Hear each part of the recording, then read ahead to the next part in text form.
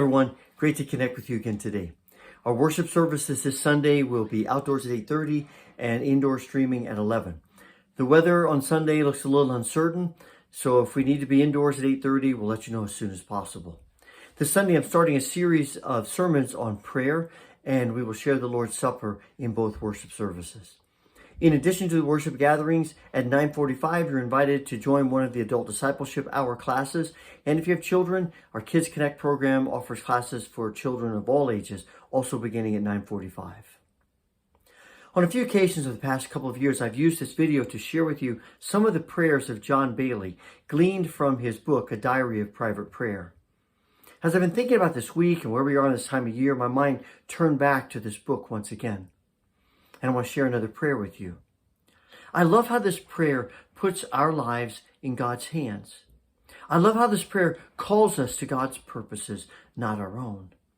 I love how this prayer moves us outside of ourselves to the world beyond us, to pray for those connected to us and to pray for those we may not know, but who need prayer nonetheless. And I love how this prayer reminds me, draws me into the larger world, not in a sense of judgment, but in a recognition that my greatest influence, your greatest influence, might well be our willingness to give our time in prayer for those with whom we might have no other connection. And in these prayers, to realize that they matter and to find hope in this realization. I hope this prayer sparks your prayers as it has mine. O Lord my God, may I go out now to the work of another day, still surrounded by your wonderful loving kindness, still committed to your loyal service, still standing in your strength and not my own. May I today be a Christian not only in my words, but also in my deeds. May I follow bravely in the footsteps of my Master wherever they may lead. May I be uncompromising and honest with myself. May there be no self-pity or self-indulgence in my life today. May my thinking be clear, my speech truthful and open, and my action courageous and decisive. O Lord, I pray not only for myself, but for the entire community to which I belong, for all my family, friends, and colleagues, asking you to keep a fatherly eye upon them.